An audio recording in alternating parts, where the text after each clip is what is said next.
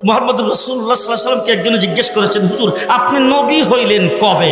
রাসূল বলেছেন, কুনতু নাবিয়্যান ওয়াল আদামু বাইনাল মা'i ওয়াত তিন। আমি তখনও নবী ছিলাম যখন আদম আলাইহিস সালাম পানি আর মাটিতে মিশ্রিত অবস্থায় ছিল।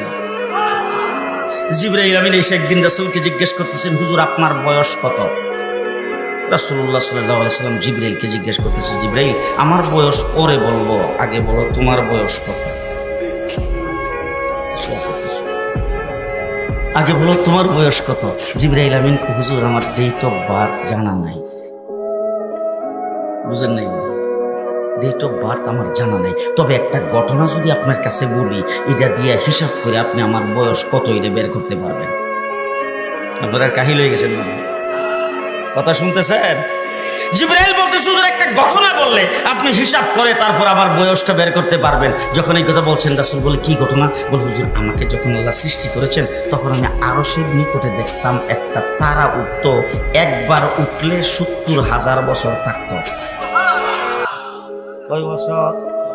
৭০,০০০ বছর।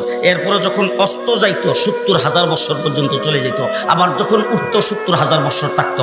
একবার উঠলে ৭০,০০০, অস্ত গেলে ৭০,০০০। এইভাবে তারাটা উঠতে আর অস্ত যাইতে আমি ৭২,০০০ বার দেখছি। হুজুর এখন হিসাব করে আমার বয়সটা কত এটা আপনি বের করে নেন। রাসূলুল্লাহ সাল্লাল্লাহু আলাইহি সাল্লাম বলেন, হিসাব করার জন্য তো ক্যালকুলেটর মেশিন লাগবে, সেই মেশিনটা তো এখন নাই, হিসাবটা পরে করব। আগে বলো দেখি তারাটার নাম কি, কোথা থেকে আসতো, এটার পরিচয় কি? জিবরাইল আমিন বলেন, হুজুর এই সম্পর্কে আমি কিছুই জানি না। আল্লাহর নবী বলেন, আমার কাছ থেকে জেনে নাও, যে তারাটারে তুমি উঠতে দেখতা, অস্ত যাইতে দেখতা, সেই তারাটাই ছিলাম আমি। এখন তুমি হিসাব করে বের করো আমার বয়স কত। রাসূল বলছেন, আউয়ালু মা খালাকাল্লাহু নূরি। আর এক রাওয়ায়াতে বলছেন, আউয়ালু মা খালাকাল্লাহু রূহি। আল্লাহ পাক সর্বপ্রথম আমার নূরকে তৈরি করেছেন।